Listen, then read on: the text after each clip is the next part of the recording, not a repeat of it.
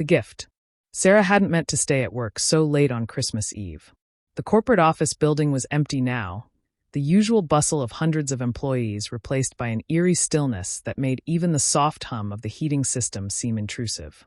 Outside her window, fat snowflakes drifted past the 20th floor, accumulating on the ledge in pristine white drifts that glowed orange in the city lights. Just one more email, she told herself. One more task before heading home to wrap the presents still hidden in her closet. Her daughter Emma would be up at dawn, eager to see what Santa had brought. The elevator chimed. Sarah froze, fingers hovering over her keyboard. It was nearly midnight. The cleaning crew had left hours ago, and security did their rounds on the hour. She wasn't supposed to be here, and more importantly, no one else was supposed to be here either. Ding. The sound came again, closer this time. Her floor. Sarah's throat tightened as she realized the implications. Someone was systematically checking each floor, working their way up. The elevators shouldn't even be running. She'd had to use her special after-hours keycard just to get them to work earlier. Only executives and security had those cards. Sarah quickly turned off her desk lamp, plunging her corner of the office into darkness. Through the maze of cubicles, she could see a sliver of light from the elevator lobby growing wider as the doors slid open. Jingle, jingle. The sound of bells, soft and delicate, drifted through the darkness. Like the kind you'd find on a Christmas ornament or tied to a present with ribbon. Hello, a voice called out, cheerful and warm. I know you're here, Sarah. I saw your light. Her heart hammered against her ribs. The voice was wrong, too sweet, too familiar. Like candy coating over something rotten. Jingle, jingle. Closer now. Footsteps padding softly across the carpet, accompanied by that gentle chiming. Sarah slid under her desk, trying to control her breathing. She could see a shadow moving between the cubicles, cast by some light source she couldn't identify. Don't you want your gift, Sarah? The voice asked, closer still. Everyone gets a gift on Christmas. Even those who work too much. Even those who neglect their families. Tears pricked at her eyes. Emma's face flashed in her mind. All the dance recitals she'd missed, the parent-teacher conferences she'd skipped. Jingle, jingle. The sound was just on the other side of her cubicle wall now. Sarah pressed her hand against her mouth to stifle a whimper. A red glow began to fill her workspace, like the light from a dozen Christmas ornaments. Found you. Sarah looked up.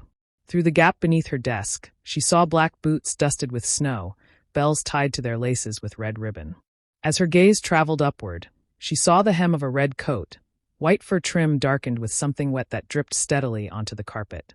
The last thing Sarah heard before the screaming started was the gentle sound of bells. Jingle, jingle.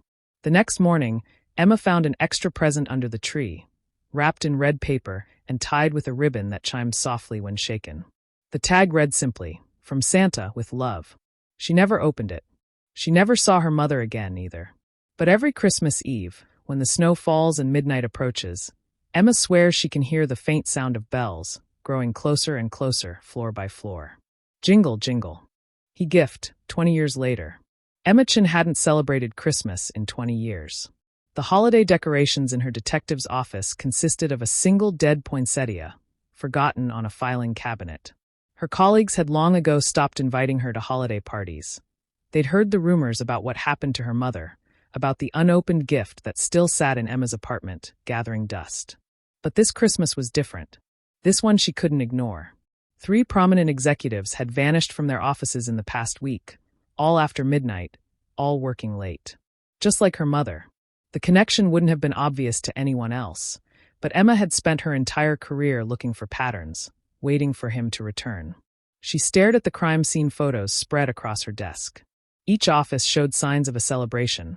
Half-eaten cookies, empty cups of hot cocoa, and most tellingly, scattered across each crime scene like breadcrumbs, small silver bells tied with red ribbon. Her phone buzzed. A text from an unknown number. Time to open your gift, Emma. 20 years is such a long time to keep a present waiting. Emma's hand instinctively went to her jacket pocket, where she kept the small key to the safe in her apartment. Inside that safe was the gift, the one she'd never dared to open, the last thing she had from that Christmas morning 20 years ago. The office lights flickered, and in the momentary darkness she heard it. That sound that had haunted her dreams for 2 decades. Jingle, jingle. Emma drew her service weapon, muscle memory from years of training taking over. Show yourself, she commanded, her voice steady despite the fear coursing through her veins. A laugh echoed through the precinct, jolly and horrible. "My dear Emma, you've grown so serious. Where's your Christmas spirit?" The temperature in the room plunged. Frost began crawling across her windows, forming intricate patterns that looked disturbingly like tiny screaming faces. The dead poinsettia on the filing cabinet suddenly bloomed, its leaves turning a red so deep it looked like fresh blood. "Why now?" Emma demanded, tracking the sound of bells as it circled her office.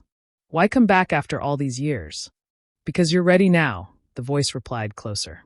"Ready to understand what your mother learned that night. About sacrifice. About family. About the true meaning of giving."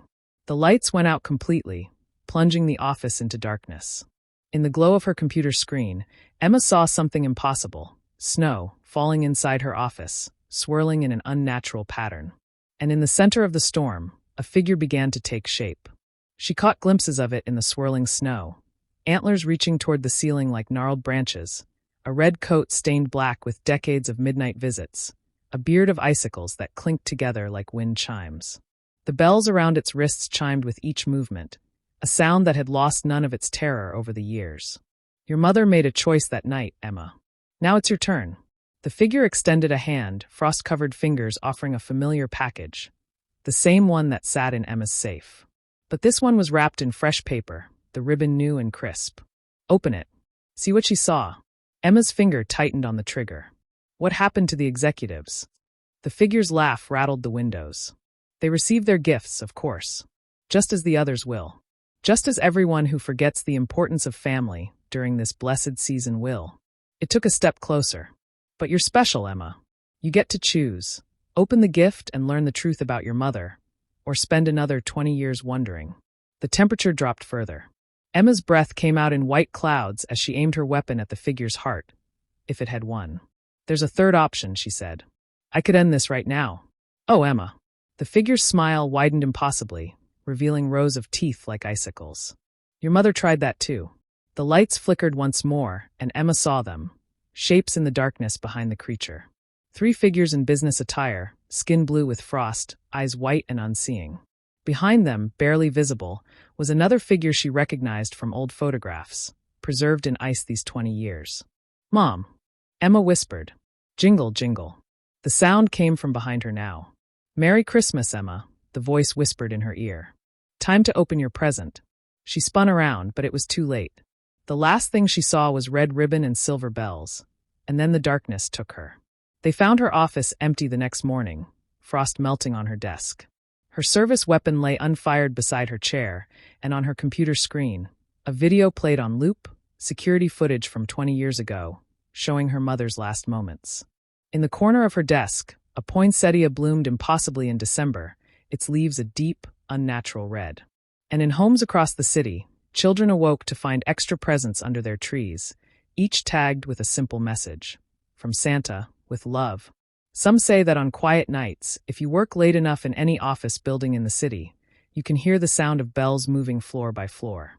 But by then, it's already too late. Jingle, jingle. To be continued.